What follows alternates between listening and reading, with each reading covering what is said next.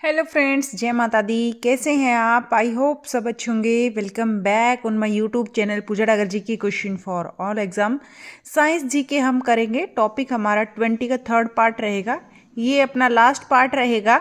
अब इसके बाद ये 20 टॉपिक हमारा कंप्लीट हो जाएगा। कल करेंगे हम 21 टॉपिक और आज का हमारा टॉपिक रहेगा जीवित जीव पौधे और जानवरों का वर्गीकरण।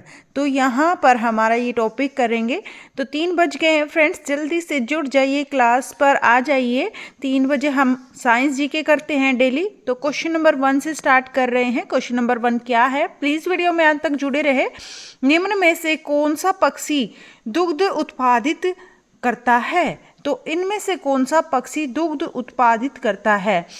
पाख्ता, गोरैया, कौवा और कपोत। तो यहाँ पर क्या आंसर रहेगा? इनमें से कौन सा पक्षी दुग्ध उत्पादित करता है? तो यहाँ पर आंसर रहेगा हमारा कपोत। क्या आंसर रहेगा? कपोत आंसर रहेगा इसका। क्वेश्चन नंबर 2, निम्न में से कौन सा जीव अपनी त्वचा से सांस लेता है? तो ऐसा जीव बताइए जो अपनी त्वचा से सांस लेता है, अपनी जो स्किन है उससे सांस लेता है। कबूतर है, मछली है, मेंढक है, तिलचट्टा है। तो यहाँ पर ऐसा कौन सा जीव है इनमें से जो त्वचा से सांस लेता है? तो जो त्वचा से सांस लेता है वह जीव है यहाँ पर मेंढक। मेंढक ऐसा जीव है जो अपनी त्वचा से सांस लेता है। कौन सा ऐसा जीव है? मेंढक ऐसा जीव है जो अपनी त्वचा से सांस लेता है। तो यहाँ पर हमारा आंसर रहेगा मेंढक। आगे चलते हैं क्वेश्चन नंबर 3 पर। क्वेश्चन नंबर 3 क्या है? कुत्ता। डॉग एक शाकाहारी जानवर है। डॉग एक शाकाहारी जानवर है। यहाँ पर बताना है कुत्ता एक शाकाहारी जानवर है। एक ए गलत, बी सही, सी इसमें से कोई नहीं, डी उपयुक्त सभी।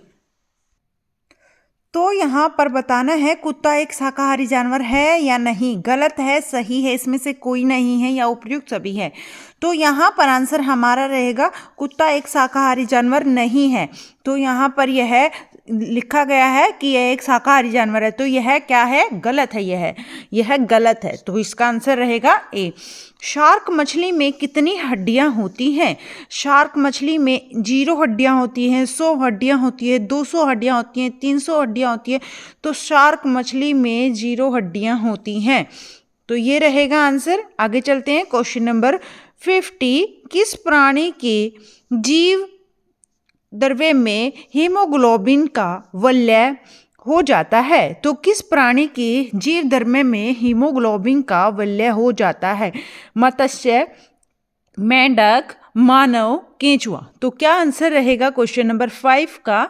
5 का आंसर रहेगा किस प्राणी के जीव द्रव्य में हीमोग्लोबिन का वलय हो जाता है? तो यहाँ पर आंसर रहेगा केंचुआ। केंचुआ प्राणी के जीव द्रव्य में हीमोग्लोबिन का वलय हो जाता है। आगे चलते हैं क्वेश्चन नंबर 6 पर। क्वेश्चन नंबर 6 क्या है? प्लीज वीडियो में अंत तक जुड़े रहें और क्वेश्चंस अच्छे लगे तो वीडियो को लाइक करना ना भूलें और ज़्यादा से ज़्यादा शेयर करें। क्वेश्चन नंबर 6, पक्षी उड़ने के समय इधर उधर करने के कारण गिरने लगता है, जिसे रोकता है। क्या रोकता है? यहाँ पर है अगर पक्षी उड़ने के समय इधर उधर करने के कारण गिरने लगता है तो जिसे रोकता है। क्या रोकता है? पंखों को फैलाकर, पंखों को सिकोड़ कर, या फिर पंखों के ऊपर नीचे कर, या हवा के साथ उड़कर। तो ऐसा कब होता है? तो पंखों को फैलाकर। यहाँ पर आंसर रहेगा यह पंखों को फैलाकर आंसर रहेगा। पक्षी उड़ने के समय इधर उधर करने के कारण गिरने लगता है, जिसे रोकता है। क्या रोकता है? जब पंख फैला लिए जाते हैं तो वह गिरने से बच जाता है। क्वेश्चन नंबर 7, स्तनधारियों का उद्भव किस काल में हुआ? जो ये स्तनधारी होते हैं इनका उद्भव किस काल में हुआ? स्तनधारियों का उद्भव किस काल में हुआ? ए जोरासिक में, बी ट्राइएसिक में, सी क्रीटेशियस में, या फिर डी पर्मियन में। तो यहाँ पर क्या आंसर रहेगा? क्वेश्चन नंबर 7 का आंसर क्या रहेगा? ट्राइएसिक आंसर रहेगा। तो 7 का आंसर रहेगा बी, ट्राइएसिक। क्या आंसर रहेगा? ट्राइएसिक आंसर रहेगा। स्तनधारियों का उद्भव किस काल में हुआ? स्तनधारियों का उद्भव ट्राइएसिक काल में हुआ। स्तनधारियों का उद्भव ट्राइएसिक काल में हुआ। आगे चलते हैं, क्वेश्चन नंबर 8। निम्न में से कौन से प्राणी का रक्त मनुष्य से साम्यता रखता है? साम्यता मतलब सेम होता है, जैसे मनुष्य में रक्त होता है, तो ऐसा प्राणी कौन सा है जिसका जो रक्त है वे मनुष्य से साम्यता रखता है?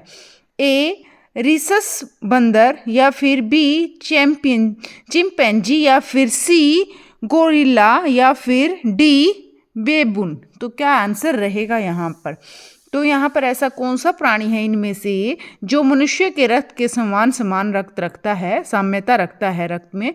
तो यहाँ पर आंसर रहेगा चिंपैंजी। एक ऐसा जानवर है, प्राणी है, जो कि मनुष्य के रक्त के समान इसका रक्त होता है। Question number 9। क्वेश्चन नंबर 9 क्या है? निम्न कथनों पर विचार कीजिए। यहाँ कुछ कथन दे रखे हैं और इन पर विचार करना है।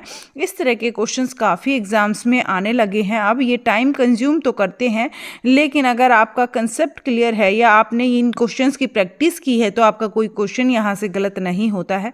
और साइंस से रिलेटेड हर एक एग्जाम में क्वेश्चंस आपको देखने को मिलते हैं, तो इसीलिए साइंस के टॉपिक्स बहुत ही ज़्यादा इंपॉर्टेंट है। और यहाँ पर हम सारे टॉपिक वाइज कर रहे हैं कंप्लीट। यहाँ पर अपने 20 टॉपिक हो चुके हैं, कल हम 21 टॉपिक करेंगे। तो यहाँ पर 20 से 25 क्वेश्चन ही हम डेली प्रैक्टिस में रखते हैं। तो आप डेली 3 से 3.5 बस आधा घंटा साइंस के लिए निकाल लीजिएगा, तो आपका कोई क्वेश्चन गलत नहीं होगा। क्वेश्चन नंबर 9 देखते हैं। निम्न कथनों पर विचार कीजिए। ए कुछ अकेशुरुकी प्राणियों का रक्त नीला होता है। कैसा होता है? नीला होता है। अकेशुरुकी प्राणियों का रक्त नीला होता है। कुछ की बात की गई है। कुछ अकेशुरुकी प्राणियों का रक्त नीला होता है। कैसा होता है? नीला होता है रक्त। उनमें एक कॉपर युक्त तत्व हीमोसाइनिन पाया जाता है। उनमें एक कॉपर युक्त तत्व, कौन सा तत्व? कॉपर युक्त तत्व हीमोसाइनिन पाया जाता है। तो यहाँ पर ए है, ए और आर दोनों सही है और आर ए की सही व्याख्या करता है, या ए और आर दोनों सही है परंतु आर ए की सही व्याख्या नहीं करता है, या ए सही है आर गलत है, या फिर ए गलत है आर सही है। तो क्या इसका आंसर रहेगा? इन कथनों पर विचार करना है। ए है कुछ अकेशुरुकी प्राणियों का रक्त नीला होता है, तो ये बिल्कुल सही है। और कुछ की बात की है, अगर सभी का होता तो ये गलत हो जाता। उसमें एक कॉपर युक्त तत्व, कैसा तत्व पाया जाता है? इसमें एक कॉपर युक्त तत्व पाया जाता है जो कि हीमोसाइनिन पाया जाता है। तो इसका ये जो तत्व पाया जाता है ये हीमोसाइनिन पाया जाता है। तो ये आर और ए दोनों सही है और आर ए की सही व्याख्या करता है, तो इसका आंसर ए रहेगा। आगे चलते हैं क्वेश्चन नंबर 10 पर। क्वेश्चन नंबर 10 पर चलने से पहले वीडियो को अभी तक लाइक नहीं किया है तो प्लीज़ लाइक कर दीजिए। आप लाइक करना फिर भूल जाते हैं। और प्लीज़ ज़्यादा से ज़्यादा आप शेयर करें ताकि और भी ये वीडियो इधर उधर जितने भी स्टूडेंट्स हैं जिनको साइंस के क्वेश्चंस की ज़रूरत है उनको मिल जाए। तो ज़्यादा से ज़्यादा शेयर करें, लाइक करें, कमेंट करें। और चैनल पर नए हैं तो प्लीज़ चैनल को सब्सक्राइब कर लीजिए ताकि आपको नोटिफिकेशन टाइम पे मिल जाए। डेली 3 बजे अपनी ये क्लास रहती है और एक 8 बजे अपनी क्लास रहती है, 8 से 8:40। वो हम वहाँ पर हम साइंस नहीं करते हैं, वहाँ पर हम जीके करते हैं। हिंदी जीके या फिर हिंदी ग्रामर की जीके करते हैं, या हिंदी ग्रामर और उसके अलावा geography GK, history GK, polity GK, eco GK, तो हर तरह की जीके हम वहाँ पर करते हैं। तो आप शाम वाली क्लास में अटेंड कर लिया करें। क्वेश्चन नंबर 10, सर्वाधिक तेज दौड़ने वाला पक्षी है। सबसे तेज दौड़ने वाला पक्षी का नाम बताना है। यहाँ पर क्या है? पक्षी। ए एम्यू, बी कीवी, सी ऑस्ट्रिच, या फिर डी कैसोवरी। तो यहाँ पर क्या आंसर रहेगा, सबसे तेज दौड़ने वाला पक्षी कौन सा है। सबसे तेज दौड़ने वाला जो पक्षी होता है यहाँ ऑस्ट्रिच है। ऑस्ट्रिच ऐसा पक्षी है जो बहुत ही तेज दौड़ता है। कौन सा पक्षी है, ऑस्ट्रिच पक्षी है जो बहुत ही तेज दौड़ता है, ऑस्ट्रिच। आगे चलते हैं क्वेश्चन नंबर 11 पर। कौन सा वर्ग पूर्णतः परजीवी है। कौन सा इनमें से वर्ग है जो पूर्णतः क्या है, परजीवी है, परजीवी है।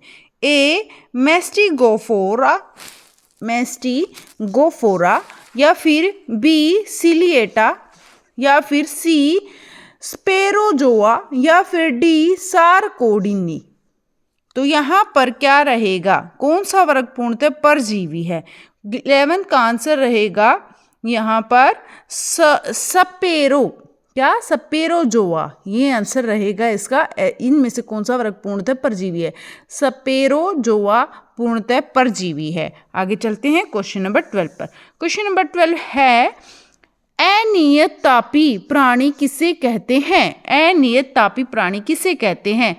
ए जो खूंखार नहीं होते हैं, या बी जिसके रुधिर में हीमोग्लोबिन नहीं होता है, या फिर सी जिसका शारीरिक ताप नियत रहता है, या फिर डी जिसका वातावरण के अनुरूप ताप बदलता रहता है।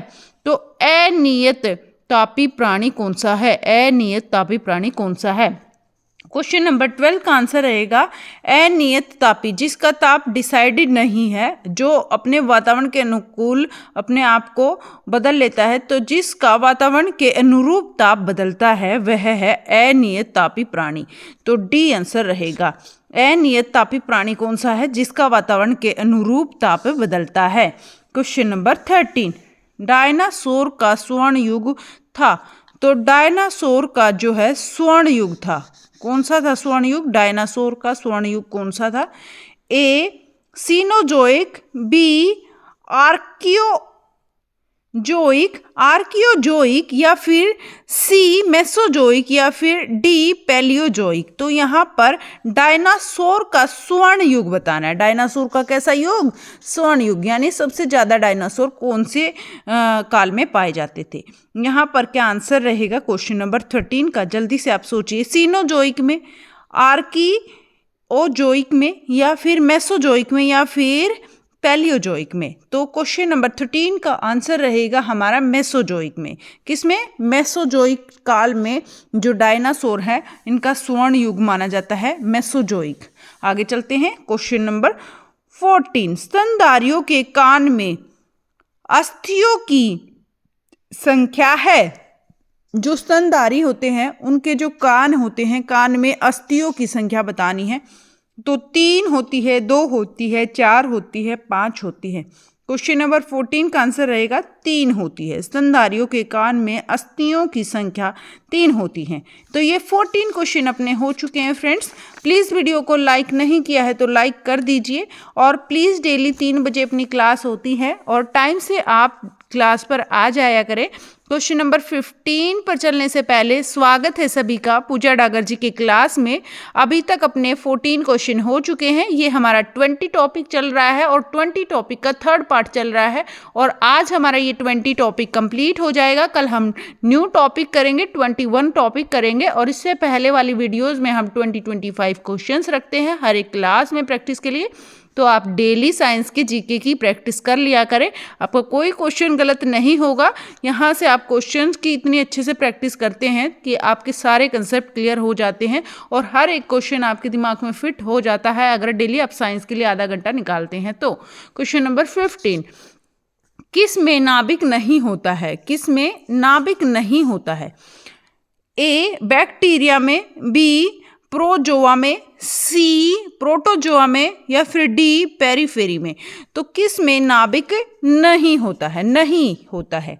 तो यहाँ पर आंसर रहेगा क्वेश्चन नंबर 15 का बैक्टीरिया ऐसे होते हैं जिसमें नाभिक नहीं होता है। बैक्टीरिया ऐसे होते हैं जिसमें नाभिक नहीं होता है, बैक्टीरिया में नाभिक नहीं होता है। क्वेश्चन नंबर 16, पुरुष लिंग का निर्धारण मनुष्य में कौन सा क्रोमोसोम करता है?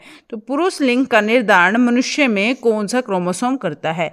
Y chromosome, X chromosome, W chromosome, Z chromosome. तो यहाँ पर रहेगा पुरुष के लिए वाई क्रोमोसोम रहेगा और स्त्री के लिए एक्स क्रोमोसोम रहेगा। क्वेश्चन नंबर 17, खुला रक्त परिसंचरण पाया जाता है। ये खुला रक्त परिसंचरण पाया जाता है स्त्री सर्प में, केंचुआ में, या फिर कॉकरोच में, या फिर टोड में। तो खुला रक्त परिसंचरण पाया जाता है, खुला रक्त परिसंचरण। तो यहाँ पर क्वेश्चन नंबर 17 का क्या आंसर रहेगा?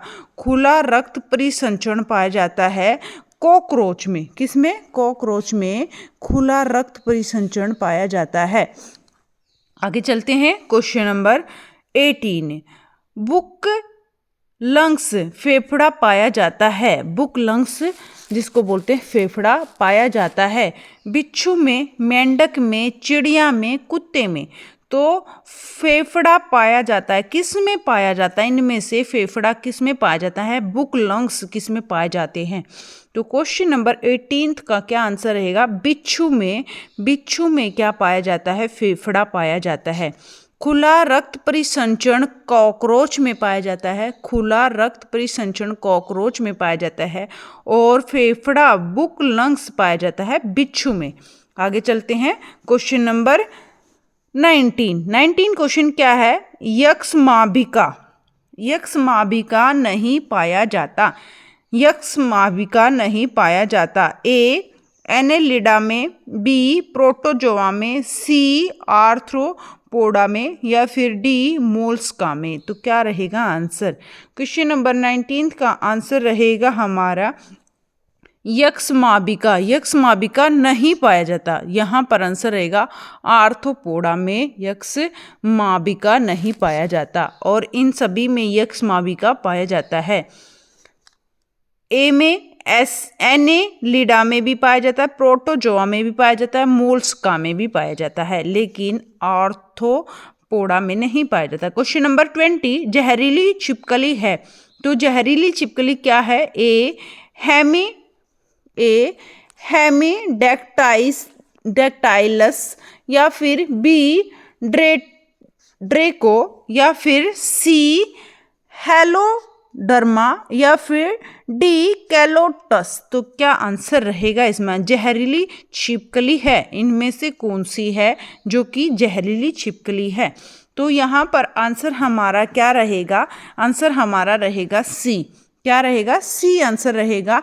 हेलोडर्मा एक जहरीली छिपकली है। हेलोडर्मा एक जहरीली छिपकली है। हेलोडर्मा एक जहरीली छिपकली है। 20 क्वेश्चन अपने हो चुके हैं फ्रेंड्स। 21 क्वेश्चन पर चलते हैं, उससे पहले वीडियो को लाइक कर दीजिए और प्लीज़ वीडियो में अंत तक जुड़े रहें। यही क्वेश्चन अपने बचे हैं, बस 30 क्वेश्चन आज की क्लास में हमने रखे हैं। 30 क्वेश्चन कंप्लीट होते ही अपनी क्लास कंप्लीट हो जाएगी। बस आधा घंटा हम क्लास रखते हैं साइंस जीके की, इससे ज़्यादा समय मैं आपका नहीं लेती हूँ। तो 21 क्वेश्चन पर चलते हैं, प्लीज़ वीडियो में अंत तक जुड़े रहें। 21 क्वेश्चन क्या है? निम्नलिखित में से कौन सा सही वर्गीकी है? तो इनमें से कौन सा सही वर्गीकी है? ए जगत गण वर्ण वर्ग संघ कुल। तो यहाँ पर ये रहेगा, या फिर जगत संघ गण वंश कुल वर्ग जाति, या रहेगा, या फिर जगत वर्ग गण संघ कुल जाति वंश, या फिर जगत संघ वर्ण गण कुल वंश जाति। तो यहाँ पर निम्नलिखित कौन सा सही वर्गीकी है? तो सही वर्गीकी क्या है? यहाँ पर सबसे पहले क्या आएगा? यहाँ पर सबसे पहले आएगा जगत। क्या आएगा? सबसे पहले जगत आएगा, और जगत के बाद क्या आएगा? संघ आएगा। क्या आएगा? जगत के बाद संघ आएगा। संघ के बाद आएगा वर्ग। क्या आएगा? संघ के बाद आएगा वर्ग। वर्ग के बाद आएगा गण। गण के बाद आएगा कुल। कुल के बाद आएगा वंश। वंश के बाद आएगी जाति। तो ये याद रखना है आपको, डी आंसर रहेगा। पहला जगत, जगत के बाद संघ, संघ के बाद वर्ण, वर्ण के बाद गण, गण के बाद कुल, कुल के बाद वंश, वंश के बाद जाति। तो ऐसे इसको दो दो करके याद कर लें। जगत संघ वर्ण गण वर्ग गण कुल वंश जाति। आगे चलते हैं, क्वेश्चन नंबर 22। गंधी बग एक कीट है। गंधी बग एक क्या है? कीट है। याद रखना है, गंधी बग क्या है? एक कीट है। ए धान, बी कपास, सी तंबाकू, डी बैगन। तो क्या रहेगा आंसर यहाँ पर? क्वेश्चन नंबर 22 का आंसर रहेगा धान में लगने वाला कीट है। क्या? धान में लगने वाला गंधी बग। गंधी बग एक कीट है जो कि धान में लगता है। गंधी बग एक क्या है? कीट है जो कि धान में लगता है। क्वेश्चन नंबर 23 क्वेश्चन यहाँ पर है, हाइड्रा में शारीरिक संगठन पाया जाता है। किसमें? हाइड्रा में शारीरिक संगठन पाया जाता है। ए अंग श्रेणी, बी उत्तक श्रेणी, सी कोशिकीय श्रेणी, डी अकोशिकीय श्रेणी। तो जो ये हाइड्रा है इसमें शारीरिक संगठन पाया जाता है। अंग श्रेणी, उत्तक श्रेणी, कोशिकीय श्रेणी, अकोशिकीय श्रेणी। तो हाइड्रा में शारीरिक संगठन पाया जाता है। इसका आंसर रहेगा 23 का हमारा क्या रहेगा? उत्तक श्रेणी। आंसर रहेगा उत्तक श्रेणी। हाइड्रा में शारीरिक संगठन पाया जाता है उत्तक श्रेणी में। आगे चलते क्वेश्चन नंबर 24। निम्नलिखित में से कौन सा कीट सर्वव्यापी है? ऐसा कीट कौन सा है जो सर्वव्यापी है, मतलब हर जगह सर्वव्यापी है? ए वेस्पा, बी मक्खी, सी ग्लोसिन, डी बिम्बिक्स। तो क्या रहेगा आंसर यहाँ पर? क्वेश्चन नंबर 24 का आंसर रहेगा मक्खी। मक्खी ऐसा कीट है जो सर्वव्यापी है, हर एक जगह है, सर्वव्यापी है। मक्खी ऐसा कीट है जो सर्वव्यापी है। Question number 25। प्लीज 5 क्वेश्चन बचे हैं, वीडियो में अंत तक जुड़े रहें। क्वेश्चन नंबर 25, निम्नलिखित कथनों में से कौन सा एक स्तनधारियों के लिए सत्य नहीं है? इनमें से कौन सा कथन है जो एक स्तनधारियों के लिए सत्य नहीं है? क्या नहीं है? सत्य नहीं है। उनमें कुछ अंडे देते हैं, उनमें से कुछ अंडे देते हैं, उनके शरीर पर बाल होते हैं, उनके हृदय में 3 कष्ट होते हैं, या फिर डी कुछ जलीय होते हैं। तो यहाँ पर 25 का आंसर है क्या रहेगा? उनमें कुछ अंडे देते हैं, बिल्कुल सही बात है। उनके शरीर पर बाल होते हैं, ये भी सही बात है। उनके कुल जलीय होते हैं, कुछ यहाँ पर कुछ आएगा, कुछ जलीय होते हैं, बिल्कुल सही है। लेकिन उनके हृदय में 3 कष्ट होते हैं, 3 कष्ट होते हैं। तो 3 कष्ट नहीं होते हैं, ऐसा कुछ नहीं होता है, तो ये सत्य नहीं है। उनके हृदय में 3 कष्ट होते हैं, ये सत्य नहीं है। ये हो गए अपने 25 क्वेश्चन फ्रेंड। 26 क्वेश्चन पर चलते हैं। प्लीज़ वीडियो को लाइक शेयर कमेंट करना ना भूलें। और 26 क्वेश्चन क्या है हमारा? निम्नलिखित में से कौन सा एक पर्यावरणीय परिवर्तन के प्रति सर्वाधिक संवेदनशील है? निम्नलिखित में से कौन सा, इनमें से कौन सा एक पर्यावरणीय परिवर्तन के प्रति सर्वाधिक संवेदनशील है? पर्यावरण का जब परिवर्तन होता है सबसे ज़्यादा प्रभावित होता है, ऐसा कौन सा इनमें से जीव है? सरीसृप है, बी उभयचर है, सी स्तनपायी है, डी कीट है। तो इनमें से सबसे ज़्यादा जो है संवेदनशील कौन सा यहाँ पर पर्यावरण से परिवर्तन के प्रति सबसे संवेदनशील है? तो यहाँ पर सबसे संवेदनशील है उभयचर। जो स्थल पर भी रहता है और जल पर भी रहता है, उभयचर, ये रहेगा सबसे ज़्यादा संवेदनशील में। क्वेश्चन नंबर 27, केवल अपने 3 क्वेश्चन बचे हैं। प्लीज़ वीडियो में अंत तक जुड़े रहें। ज़्यादा समय मैं आपका नहीं लूँगी, ज़्यादा से ज़्यादा 5 मिनट यहाँ पर इसको कवर कर लेते हैं। क्वेश्चन नंबर 27 देख लेते हैं। स्थलीय जीवों की अपेक्षा, जो स्थल पर रहते हैं ऐसे जीवों की अपेक्षा, जलीय जंतुओं, जल पर जो जंतु रहते जल में, जीवों में श्वसन की दर, सांस लेने की जो दर है वह काफ़ी तेज होती है। काफ़ी तेज होती है। जो जल में जीव रहते हैं वो ज़्यादा तेज़ी से सांस लेते हैं और स्थलीय जीव थोड़ा कम तेज़ी से सांस लेते हैं। तो ऐसा ये जो डिफरेंस है, ये डिफरेंस क्यों है? तो इसका श्रेय किसे दिया जा सकता है? तो इसका श्रेय किसे दिया जा सकता है, मतलब किस रीजन से ऐसा होता है कि जो स्थल पर जीव रहते हैं उनकी बजाय जो जल में जीव रहते हैं वो अधिक तेजी से सांस लेते हैं? तो ऐसा क्यों होता है?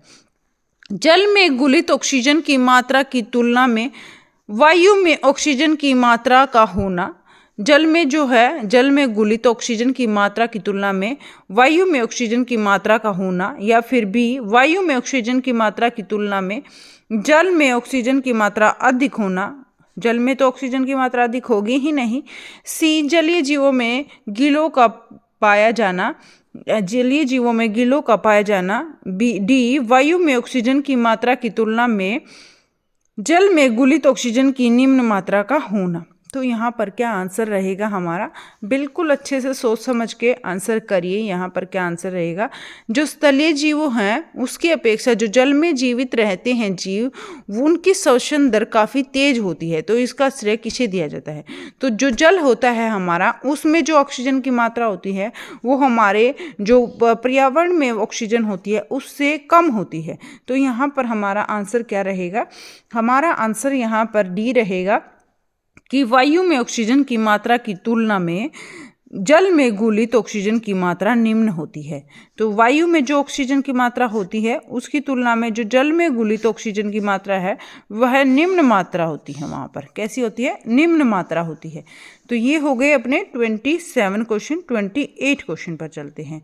यदि अलवण जल की स्वस्थ मछली को लवण जल में रख दिया जाए तो वह मछली है, तो वह मछली क्या है। यदि अलवण जल की स्वस्थ मछली को, अलवण जल जिसमें लवण नहीं होता है, अलवण जल की स्वस्थ मछली को लवण जल में रख दिया जाए तो वह मछली, तो उस मछली का क्या होगा अगर उसको लवण जल में रख दिया जाए जो अलवणीय जल में रहती है। ए, आफूलित होकर मर जाती है, या फिर बी, निर्जलित होकर मर जाती है, या फिर सी, सूक्ष्म जैविक संक्रमण से ग्रस्त होकर मर जाती है, या फिर डी, कोई समस्या अनुभव नहीं करती है। ऐसा तो हो नहीं सकता, जब अलवणीय जल की मछली को, स्वस्थ मछली को लवणीय जल में रख दिया जाए तो उस पर क्या प्रभाव पड़ेगा, कोई समस्या अनुभव नहीं करती, ये तो होगा ही नहीं, काटा है ये तो। सूक्ष्म जैविक संक्रमण से ग्रस्त होकर मर जाएगी, तो इसका भी कोई रीज़न नहीं है। 28 का ये भी नहीं होगा। आफूलित होकर मर जाती है, ये भी नहीं हो सकता। तो निर्जलित होकर मर जाती है, तो उसको ऐसा फील होता है कि उसका जो जल है वो ख़त्म हो गया है, तो निर्जलित होकर मर जाती है। ये आंसर रहेगा इसका 28 का। ठीक है फ्रेंड्स, 28 क्वेश्चन अपने हो चुके हैं, बस 2 ही क्वेश्चन बचे हैं, ये भी देख लेते हैं बहुत अच्छे से। देखो यहाँ पर क्वेश्चंस की लेंथ बढ़ गई है और जो ऑप्शंस हैं उनकी भी लेंथ बढ़ गई है, बट अगर इनको बहुत अच्छे से हम पढ़कर देखते हैं या प्रैक्टिस करते हैं तो ये क्वेश्चंस बहुत ही ज़्यादा ईजी लगते हैं। लेकिन अगर हम इनकी प्रैक्टिस नहीं करते, यही क्वेश्चन हमारे लिए बहुत ही मुश्किल हो जाते हैं। इसी क्वेश्चन को अगर आप बिना पढ़े जाओगे एग्ज़ाम में तो आपको 2 मिनट लगेगी क्वेश्चन को समझने में और पढ़ने में। लेकिन अगर आपने इसको एक बार प्रैक्टिस कर रखा है और इसी क्वेश्चन को आप अगर एग्ज़ाम में पढ़ते हैं तो आपका यहाँ बस आधा मिनट लगेगा इस क्वेश्चन को सॉल्व करने में, इस क्वेश्चन को ठीक करने में। तो इसीलिए डिपेंड है कि हमारे क्वेश्चंस ज़्यादा सही होते हैं क्योंकि हमने प्रैक्टिस ज़्यादा की है। तो यहाँ पर आप डेली प्रैक्टिस करें, 3 से 3.5 साइंस जीके हम करते हैं डेली, तो यहाँ पर बस प्रैक्टिस करते हैं क्वेश्चंस की और प्रैक्टिस से ही हमारे सारे कंसेप्ट क्लियर हो जाते हैं। क्योंकि एक ही जैसे क्वेश्चन से मैं कई सारे क्वेश्चंस बना देती हूँ ताकि आपकी अच्छे से प्रैक्टिस हो जाए। क्वेश्चन नंबर 29 देखते हैं। 29 क्वेश्चन क्या है, वालेस रेखा निम्नलिखित में से किसके बीच वनस्पति जगत और प्राणी जगत की सुस्पष्ट या पृथक करती है। सुस्पष्ट मतलब पृथक मतलब अलग करती है। जो ये एक रेखा है, वालेस रेखा है, यह निम्नलिखित में से किसके बीच, किन के बीच यह आती है, वालेस रेखा किन के बीच आती है, जिसमें जो वनस्पति जगत है और जो प्राणी जगत है, जिसमें प्राणी रहते हैं और किसी में वनस्पति, इन दोनों जगतों में सुस्पष्ट पृथक्करण करती है, यानी दोनों को अलग करती है। टुंड्रा प्रदेश और टैगा प्रदेश और टुंड्रा प्रदेश, या फिर कनाडा और संयुक्त राज्य अमेरिका, या फिर मैक्सिको और मध्य अमेरिका, या फिर दक्षिणी पूर्वी एशिया और ऑस्ट्रेलिया। तो यहाँ पर क्या आंसर रहेगा, यहाँ पर आंसर रहेगा वनस्पति जगत और प्राणी जगत को अलग करती है वालेस रेखा। तो यह किसके मध्य आती है। 29th का क्या आंसर रहेगा? इसका आंसर हमारा डी रहेगा। यह है दक्षिणी पूर्वी एशिया और ऑस्ट्रेलिया के मध्य आती है। ये दक्षिणी पूर्वी एशिया और ऑस्ट्रेलिया के मध्य में आती है वालेस रेखा, और यह वनस्पति जगत को और प्राणी जगत को पृथक करती है, अलग करती है, दक्षिणी पूर्वी एशिया और ऑस्ट्रेलिया। आगे चलते हैं, question number 30, last and final question बचा है। रुको, अभी नहीं जाना, ये क्वेश्चन भी करके जाना। क्वेश्चन नंबर 30, जब गहरे समुद्र की मछलियां समुद्र की सतह पर पाई जाती हैं। जो गहरे समुद्र की मछलियां हैं वो समुद्र की सतह पर लाई जाती हैं। समुद्र की जब सतह पर उनको ला दिया जाता है तो उनके शरीर फट जाते हैं। जो बहुत ही ज़्यादा गहराई में समुद्र में रहती हैं, ऐसी मछलियां जब समुद्र की ऊपरी सतह पर लाई जाती हैं तो उनके शरीर फट जाते हैं। क्यों फट जाते हैं? क्योंकि ऐसा इसलिए होता है क्योंकि उनके शरीर में खून का है कैसा होता है, बहुत तेज दबाव पर बहता है, या बहुत तेज गति से बहता है, या बहुत धीमी गति से बहता है, या बहुत धीमे दाब पर बहता है। तो जो ऐसा होता है, जब बहुत ज़्यादा गहराई में समुद्र में मछलियाँ होती हैं, अगर उनको बाहर लेकर आते हैं, हम समुद्र की सतह पर लेकर आते हैं, तो उनका जो शरीर में है वो क्या होता है, शरीर में जो खून होता है वह बहुत तेज़ दाब पर बहता है, बहुत तेज़ दाब पर बहता है, इसीलिए वे फट जाती हैं। ठीक है, तो यहाँ पर बहुत तेज़ दाब पर बहता है। ये हो गया इसका आंसर। ये हो गए अपने 30 क्वेश्चन फ्रेंड्स, और आज ये अपना 20 टॉपिक कंप्लीट हो गया है, और कल करेंगे 21 topic. Thank you so much आप सभी का वीडियो में अंत तक जुड़े रहने के लिए और वीडियो को अच्छे से समझने के लिए, देखने के लिए। क्वेश्चंस आई होप आपके लिए बहुत ही ज़्यादा यूज़फुल होंगे ये क्वेश्चंस साबित। तो प्लीज़ आप वीडियो को लाइक करके जाना और कमेंट करना कैसे आपको क्वेश्चंस लगे, और ज़्यादा से ज़्यादा शेयर करना। थैंक यू सो मच आप सभी का वीडियो में अंत तक जुड़े रहने के लिए।